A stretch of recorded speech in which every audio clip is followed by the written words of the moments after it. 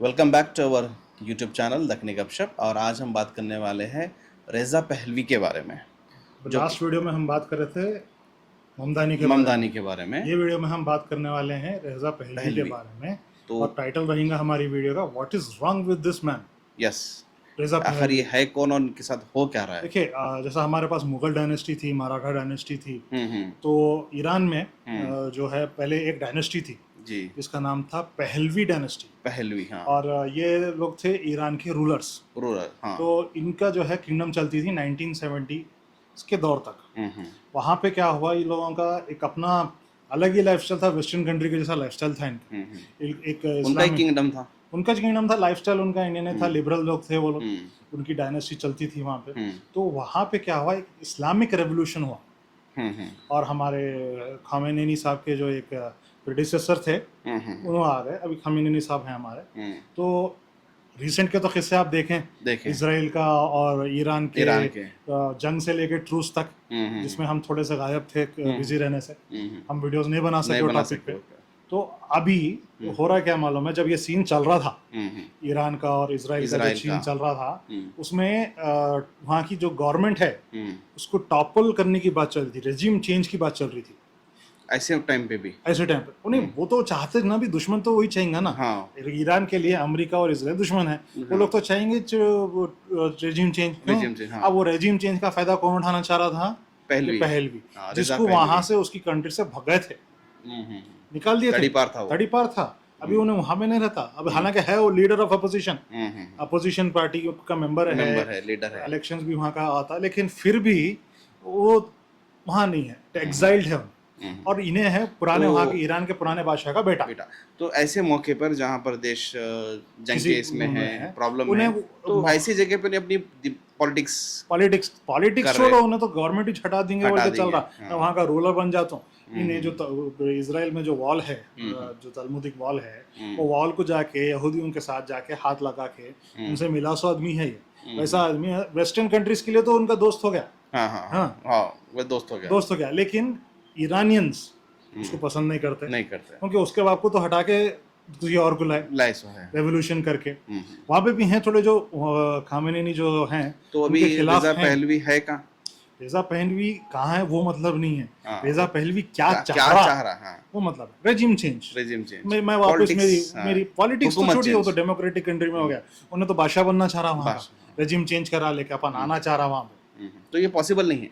Possible तो छोड़ो, अब ये कैसा बोलते मालूम है, लोहा गरम है, लाओ हथौड़ा मारो। लोहा गरम था, हथौड़ा मारो, उसकी एक आवाज बन गई, मैं वापस से बादशाह बनता हूँ। लेकिन जब ट्रम्प ट्रूस फायर अनाउंस कर दिया, उन्हें क्या करा मालूम है? ट्रम्प को अनफॉलो कर दिया एक्स पे, ट्विटर जो है उस पे ट्रम्प को अनफॉलो कर दिया। क्यों? उसको बात चुभी, पसंद नहीं आई बात। उसको जंग होना था, उसको नहीं, जंग कंटिन्यू होना था, रेजिम चेंज होना था, कई सारे ईरानिया बनना था। उसके बाद उन्होंने वहां जाके अपने आप को बादशाह डिक्लेयर करके फिर से जो पहले फाही किंगडम थी ना, वैसी तरह की किंगडम लाना चाहता। उसके किस्से तो इतने गलीज हैं, उसके बीवी के कई सारे किस्से इंटरनेट पर चलते हैं, सुनते, लेकिन वो वीडियो में बताने के नहीं है। वैसे है, और वैसा आदमी बनने वाला था ईरान का बादशाह, ख्वाहिश कर ले रहा था ईरान का बादशाह बनने की फिर से। अगर उन्हें अपोजिशन में भी है तो भी क्या हुआ? अच्छा हुआ, जंग रुक गई और उन्हें चला गया। जंग रुक गई, मासूम लोगों की जान बच गई।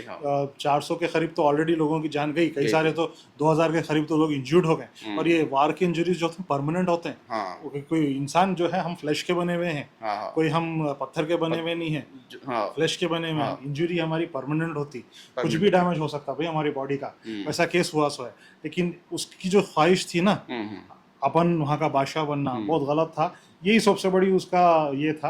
अब उसके मशहूर हुआ, मौके का फायदा उठाने की कोशिश, मशहूर हुआ, लेकिन उसको इज्जत नहीं मिली। हर कोई उसके खिलाफ था। इंटरनेट पे आप देखो, जो लोग ईरान के सपोर्ट में उतरे, यहाँ तक कि हमारी कंट्री से भी हम जो है वो थे।